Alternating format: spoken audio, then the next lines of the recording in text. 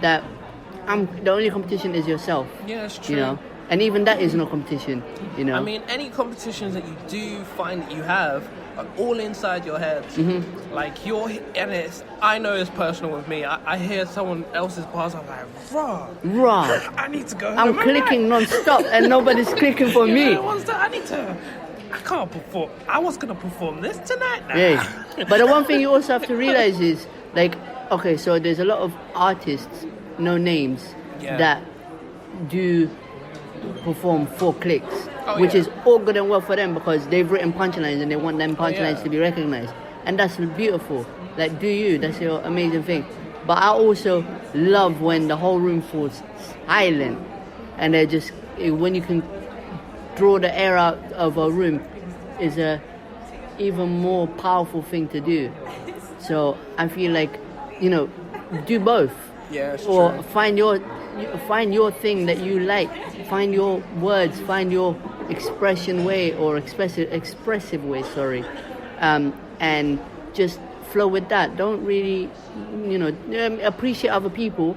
Take inspiration. I've taken a lot of inspiration from a lot of people, but don't let somebody else's performance, you know, discourage you, come into yours. You know, you are you and they are them. Yeah, you know, it's true. But that's the one thing, the reason why I had to have, like, because before I had a 6-month break from performing. Yeah. From maybe October, maybe it's only 4 or 5 months actually, from maybe October. And then basically what was as much as what people don't understand from going to open mic events, it's just an open mic event, but at the same time it's a gig where me as an artist, I'm performing, and as much as it's kind of easy to say don't take on board what everyone else is saying, when you're there at an event and you want to be present, it's kind of hard not to take on board everything that everyone is kind of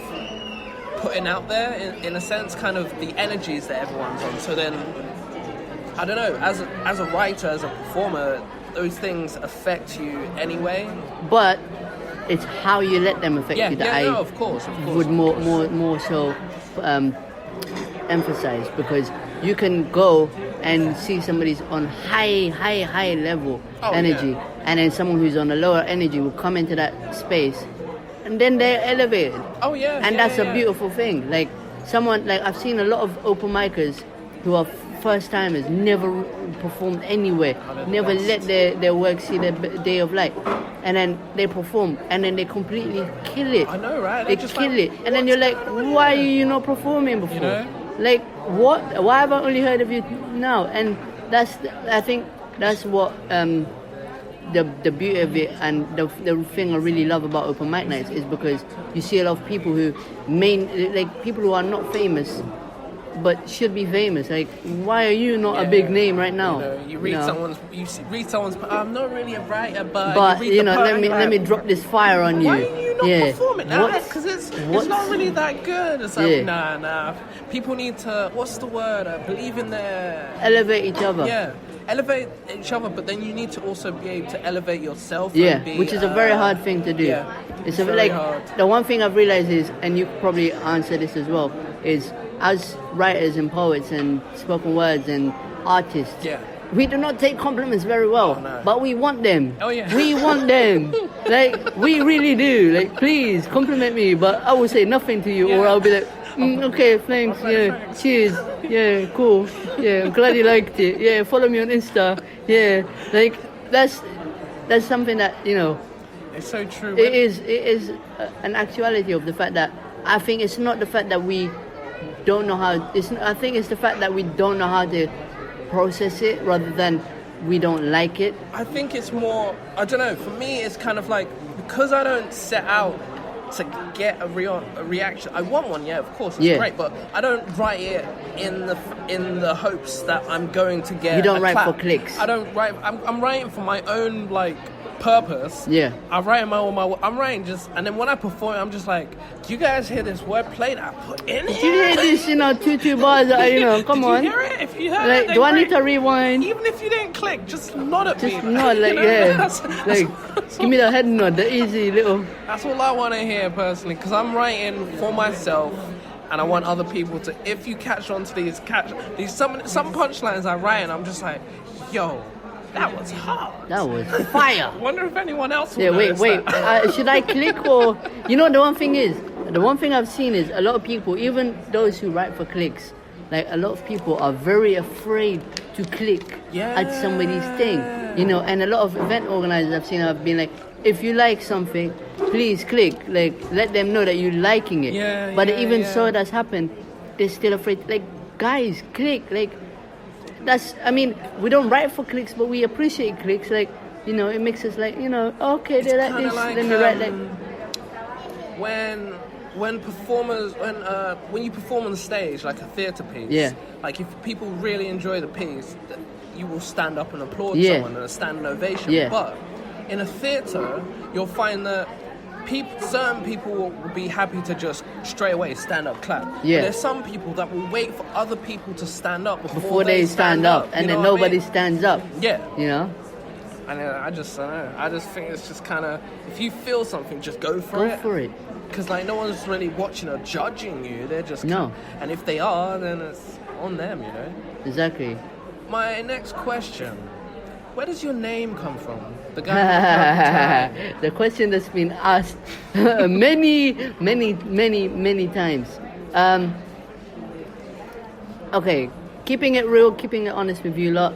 Yeah, there is no poetical answer for it, but I thought about it, and like I did write a little Insta post on my Instagram about explaining everything, but to explain it for you guys, for your benefit, because I love you lot, is because so breaking down, so I perform with a suit. One of the main reasons behind that was because and I think it is bloodline. My dad loved wearing suits. I even from 3 years old, I'm more comfortable in a suit than anything else. Like trackies and hoodies didn't work for me back then. I was a suit and tie and, you know, top hat and suspenders, and this whole, like, you know, image was something that really, really appealed to me, you know. And the purple tie part, I love purple. I mean, for me, I want purple to be a color whereby, like yellow, when you see yellow, you feel happy. And for me, purple is a symbol of positive mental health. And I feel like there could be a color out there for it, but I've not seen it, and I've kind of embraced purple as it. And the two together, it's just, for me, it's like, you know, when you perform, when you go on stage, or when you do anything, you know, it should be something that's, you present yourself in the best light. Whatever it is, I'm not saying go and wear a suit and tie. I mean, no. Go and wear something that works for you. Yeah. So if it is a certain hoodie and trackie you're comfortable in, wear that hoodie and trackie. If it's a certain niche of clothing, or a certain way of style, or this, or, you know, certain feather in your hair, whatever it is, embrace it, because you're more and more likely to perform better when you're in your element, while you're out of your element. Because a lot of these places you will be out of your element, so you have to bring that element of you to the outer element. You know, it's the whole idea of, you know, making, I'm gonna call it workplace because you are your own business person, but making the workplace, you know, fit to you than you fit to the workplace, if that makes sense, that analogy. So suit and tie, purple tie, and then and I was like, I want a name whereby, so I used to perform under C Desta, which technically is my name, it is my name, but I felt it was, one, clunky, and two, it didn't, I didn't want my name to be what represented me, or my brand, or, you know, what I am. So I was still having a think, and then just purple tie, and then the guy with the purple tie, and it just fit, and I was like, bro, okay, we're going with this, the guy with the purple tie. And I mean, it's out there enough. It is. It's a cool name in the sense of people will hear it and they'll be like, who is the guy? Yeah, and the funny thing now is, like, I'm not someone who's even at all remotely used to getting recognized. But someone came up to me and like, oh, you're the guy with the purple tie. And then I was like, in my head, I was like, oh, so you know my stage name, but do you know my name? Are you that deep of a fan? Like, I mean, don't get me wrong, I love being noticed, and I love, like, people knowing the name guy with the purple tie, and I love people hearing my poetry. And, you know, I'm not trying to be vain, but, you know, you do love getting, you know, appreciated, and everyone does love getting appreciated. And I'm not complaining that people don't know my name. It's just very interesting that, you know, it's the way I wanted it to work is working so much more better than I even thought of it. Like it's becoming like, you know, like someone like 50 Cent. You don't know his real name, but you know he's 50 Cent. Yeah, you know, it's true. Unless you've actually researched, which I Unless have. you, I can't tell you off the top of my head. No, I have looked it up, I know. But I mean, okay, better example for me. My name is Sharonette, but it is very clunky and not that memorable. I mean, to some it is, but it's like how Akon, for example, his real name is hella long. Yeah. And he just goes by Akon. I go by the guy with the purple tie. Yeah, no, it's cool. It's a cool pseudonym. I was just curious where it came from. No worries. Hope that answers all of your questions on the name. To be honest, you've actually just answered all my questions. Like, I had questions here where you've literally just answered it within another answer. Is it? Do you want to ask it and get a little bit elaboration, or? I mean, it was. Maybe I can ask this one. What inspires you to write? Everything. I mean, for me, I think the way I write is I find inspiration in everything around me. That's how I began. Yeah. So I saw a billboards poster, and that triggered for me to write a poem about ice. You see. Yeah. So, and it's interesting that I even remember that. That's random fact for you lot. But yeah, like, and then other than that, like hearing other people will inspire me. Reading something will inspire me. Watching a film more than not has inspired me a lot more than I actually thought. So I would actually deep my lyrics and I'd be like, wait, that was inspired from that film. And like I would just randomly say it to like people around me and they'd be like, what are you talking about? Like, keep quiet, like, you know, you're rambling. But other than that, prompts, there's a lot of poetry prompts that have inspired me to write and to just challenge my writing, I guess. And recently, actually, battle rap.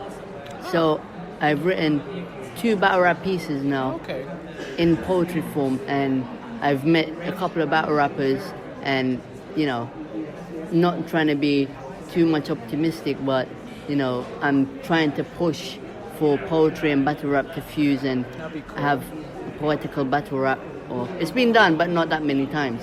But yeah, that is where I get my inspiration from. But I believe, you know, a lot of people, I don't want a lot of people to think, oh, you know, I must, you know, find the way he finds inspiration. Find inspiration the way you find it.